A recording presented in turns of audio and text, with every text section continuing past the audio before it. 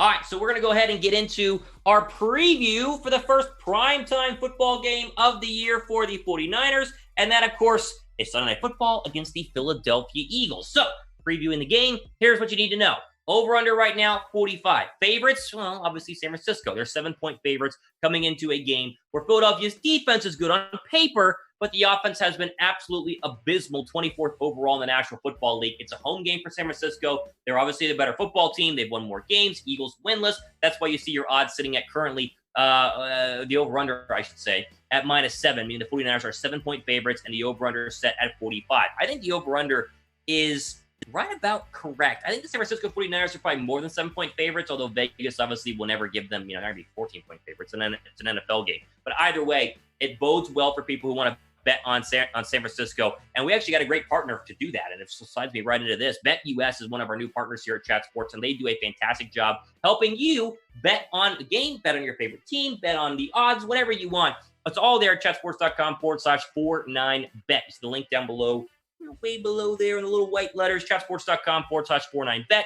Use your promo code Niners125, and you will get a 125% deposit bonus whenever you first sign up. So put $100 down, and it turns, poof, magically with a promo code, just like LeBron James throwing the stuff in the air, to $225 promo code. Again, promo code Niners125, chatsports.com/49bet. Check them out. Bet on the Niners because the odds of them winning are looking pretty darn good for Sunday. Okay, here's the full breakdown. All right.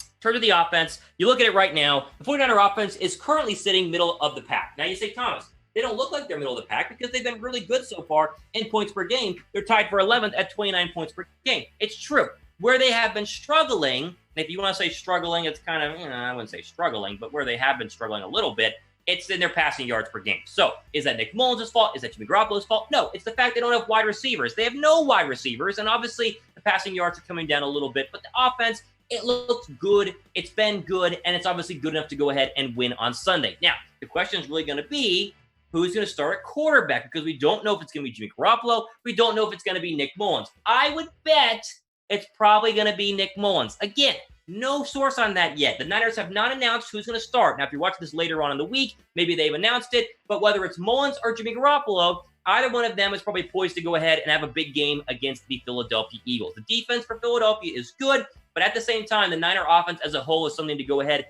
and stick behind and be excited about because they're able to move the football and have done so far in all 3 of their football games, despite the loss there to the Arizona Cardinals. Thankfully, it's at home.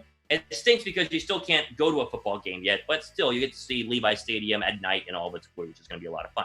Now, the Eagles' defense is interesting. As you look at the Eagles' defense, it's better on paper than what it actually is and what it actually has been. I went back and watched some Philadelphia film over the past couple of days, and you could look at this and say, oh, wow, 5th in total yards, 9th in rushing.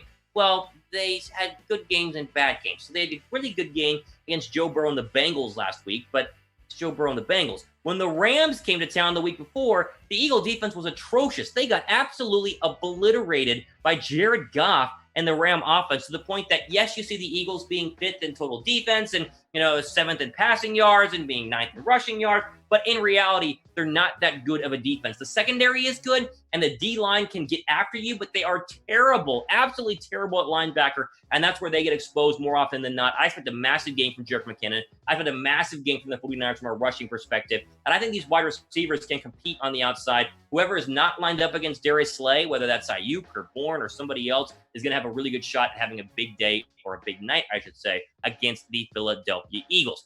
Let's go to the total points versus Philadelphia in terms of where we are for the over-under. Vegas has it set at the over-under being 28 points. So if you think over 28 points, type 27 down below in the comment section. I see a lot of you guys are saying 34 plus. So you got to type over 27 points, and you got to type 28 down below in the comment section. And it's under 27 points, and type 26 down below. So the over-under for the 49ers point total, again, is 27 points per game. And so let me know what you guys think in terms of if it's going to be over or if it's going to be under. I think it's going to be right at 27. I think we're going to get to my score prediction in a second, but I have San Francisco scoring 27 points in total, which is right where I think makes sense and right where I think San Francisco is going to go ahead and be. So there's your point total right now. Let me know what you think for the over-under down below in the comment section.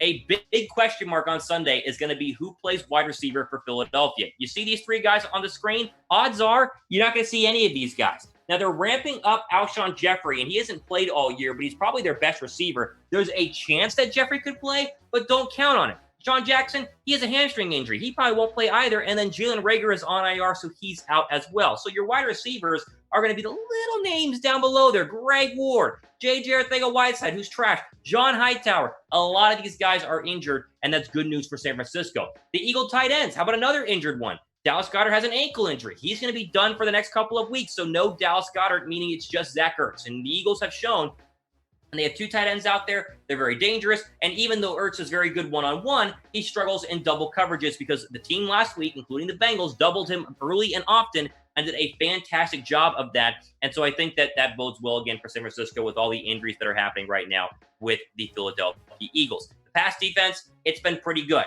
right? In terms of the overall 49er pass defense, second in passing yards per game, complete percentage is down there, passing TDs is low, interceptions, they've gotten a couple of those. So Carson Wentz has struggled from an offensive perspective. The Eagle offense has really been bad. And so look for the 49er defense.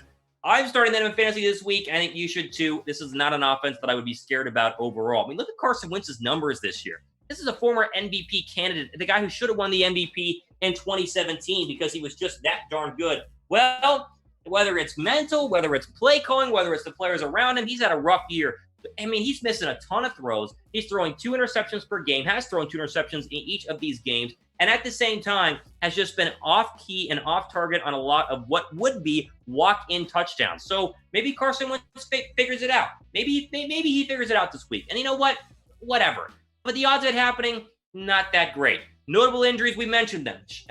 Deshaun Jackson, unknown. He's day-to-day right now with a hamstring injury. He's been a non-factor so far through 3 games. Alshon Jeffrey, the foot injury. Will he play? Most likely not, but you could see him out there for a couple of snaps. Goddard is officially out, and obviously Avonte Maddox is out as well. They're starting cornerback, and so it will be a combination of Crayvon LeBlanc, and then I think Craig James is their other cornerback possibly. I don't know who it's going to be, but a lot of injuries for Philadelphia. The Eagles are like the Niners of the NFC East, except for the Eagles are bad and the Niners are good. Both teams very injured. You saw all the injuries on their screen right there.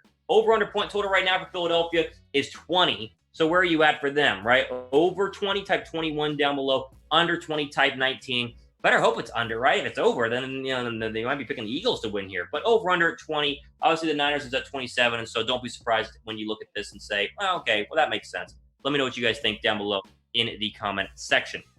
Whether you think it's over, whether you think it's under, bet on the game right now with our sponsor, chatsports.com/49bet and betus.com. When you go there, use the promo code Niners125. It's your way of telling them Thomas sent you, right? And you get a little bonus here from me, my gift to you. And you get a 125% deposit bonus whenever you guys first sign up right there. Put $100 down, turns into $225. A lot of money to bet on the 49ers and bet on the over, bet on the under, whatever you guys want to do. You want to bet on the spread?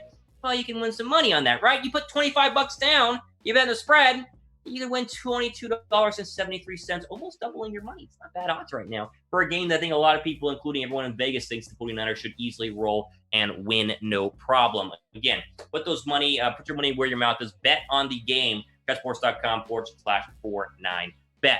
Give me your score prediction right now down below in the comment section. I need to hear from you guys. I want to know what your score prediction is going to go ahead and be for the Sunday night matchup. I'm going to have my score prediction ready to rock here in just 1 second, as I am obviously on the 49er train, and I'm picking the Niners to win this one 27-17. I think right now San Francisco is a better football team.